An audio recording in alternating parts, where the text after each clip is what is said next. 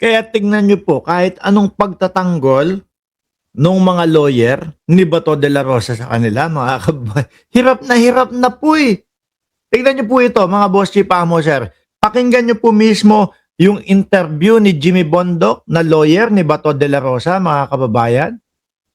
Interview niya kay Ses Drilon. Pakinggan nyo, mga bossing. Sana po out of fairness, sana po tinatanong din natin, bakit hindi po kasuhan sa Pilipinas? Lahat po ng testigo na...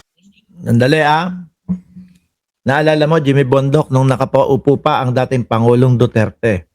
No? Ang pinaramdam nila sa mga Pilipino, ang pinaramdam nila dito sa mga taong ito, walang kapupuntahan yung kanilang mga ikinakaso. Di ba? Hindi nila ipinakita na may mapapala yung mga magkakaso sa kanila. Ang pinakita nila, kami ang napas sa posisyon at hindi nyo kami kayang ibagin. Kaya ano po ang ginawa nitong mga tao na ito, mga boss chief amo, sir? Dumiretso po sa ICC. No? Dumiretso sa ICC, sinamahan po ng dating senador na si Antonio Trillanes, mga kababayan, at doon dininig sila, pinakinggan po sila. Nung kay dating Pangulong Duterte, alaus nongga, boss. No? Ikaw ba kakasuhan mo si dating Pangulong Duterte noong mga panahon na yon? Na alam mo siya ang presidente? Tingin mo may palag ka, may laban ka? Wala. Kaya sila dumiretso doon, sir. Nandito lahat ng ebidensya, nandito po. Bakit po hindi ba kasuhan dito instead of... Sino po ang gusto niyong tanungin namin out of fairness kung bakit hindi dito sa Pilipinas ilitisin ang kaso? Sino po ang gusto niyong tanungin namin? Ang gobyerno po. Ang gobyerno kasi po, this is... Ako, sandali.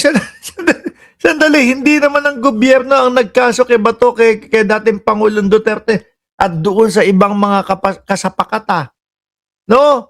Ang nagkaso dyan, yung mga tao na di umano'y naulila at yung kanilang mga mahal sa buhay, ayun, hindi na makapagsalita, hindi man lang nabigyan ng due process. Sila ang nagreklamo at hindi ang gobyerno, Jimmy Bondoc. Kailan pa ho sila nagreklamo? Taong 2017 pa. Bakit ang gobyerno ang pagkakasuhin mo dito sa Pilipinas? Hindi. Yung mga tao na ang kanilang mga mahal sa buhay ay nabiktima ng tokhang ni Duterte. This is the people... It has been tried. Even the former Justice Secretary himself, Boying Remulla, who's now ombudsman, he himself said, hindi po kaya ng gobyerno. This is why the victims have gone to the ICC for justice. Hindi mo kaya dito. Bakit po? Nung isang araw po, meron kami na-receive.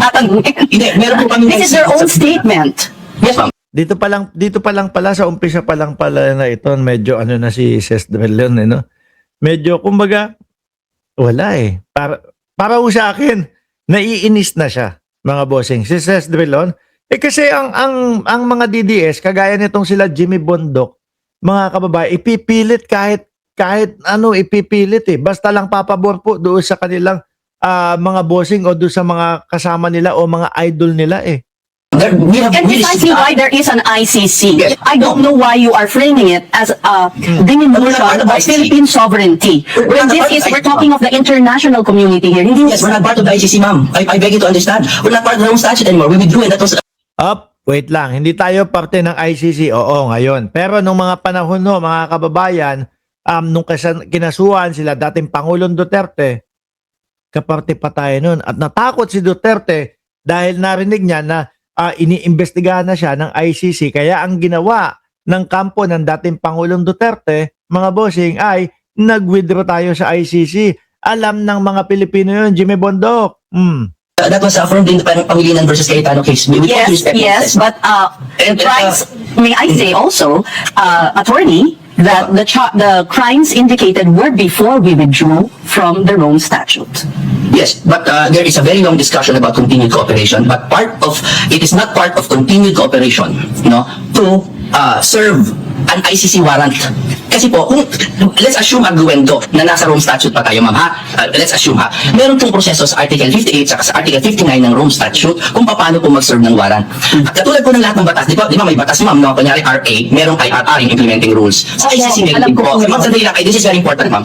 Meron pong batas na Rome Statute, meron din pong regulations of the court. And in the regulations of the court, 31 number 3, nakalagay po doon kung paano mag-serve ng ICC warrant. which they did not follow. And the key phrase there is personal service. Kailangan po may personal service upon the accused, which they did not do. What did they do? They brandished it on social media and on media without serving us. Humingi po si Senator Cayetano, humingi po kami bilang legal counsel. Because Out of of your reference to the client, law. and Sandali. Humingi si Cayetano. Tapos na nung humingi si Cayetano. I'm sorry, we're You were running not out of served the time. warrant. I'd just like to point out, because he was running in the stairs and, you know, Oh, naalala nyo ho yun, mga kababayan. Gusto yatang palabasin ni Boss Jimmy Bondok, mga Boss Chief Amoser. Kailangan personal, pero walang ginawang ganun personal. Ang ginawa nila, binrag nila sa social media at ipinost nila sa social media. Kumbaga parang gusto ipahiya si Bato de la Rosa. Eh di ho ba, mga kababayan, sabi nga po nung direktor na si Matibag, ang ipinadala namin dyan, 2 babae para mas mag-calm down yung sitwasyon at hindi maging mapwersahan. Di ba? 2 babae. Pero ano po ang ginawa daw ni Bato de la Rosa doon sa 2 babae? Nagsinungaling pa si Bato de la Rosa. Kesyo daw po nakipag-wrestling o nire-wrestling siya. 2 babae. Pero ang katotohanan naman pala, itinulak niya yung 2 babae para makatakas siya at tumakbo doon sa hagdanan nang madapa-dapa pa siya. Yan yung sasabihin ni Ses Drilon, mga bossing. Inuunahan ko. even trip. They were trying to serve the warrant on him. No, they were not. They were not in possession of the warrant. Then they admitted that. In fact, Melvin Matibag said to Cayetano that we will give it to you. And then sabi niya, hindi sa Tuesday na lang. And then next time na lang. And then next time na lang. No, sa baba pa lang. Sa baba pa lang po, may nakaabang ng 2 NBI agent na parehas babae na itinulak ni Bato de la Rosa. Ayon po yun kay Melvin Matibag. They did not serve. Kaya nga po, tumatakbo si Bato de la Rosa eh. No, kaya nga po madulas-dulas, madapa-dapa si Bato de la Rosa doon sa may hagdanan eh. Pagpanik ng sa Senate, nagsisigaw. This is the worst government, sabi ni Bato de la Rosa. Kinabukasan na himasmasan ho. Nagsusumamo, nagmamakaawa kay Presidente Marcos. Sir, no, wag mo naman ako padala sa ICC. Ano? Wala naman po kayo personal na galit sa akin. Wala naman kayo personal na galit. Wala naman ako personal na galit sa inyo. Wag nyo naman po ako padala sa ICC. Di ba? Personal na iaabot sa kanya pero tinulak niya yung 2 babae. Sa warrant, no?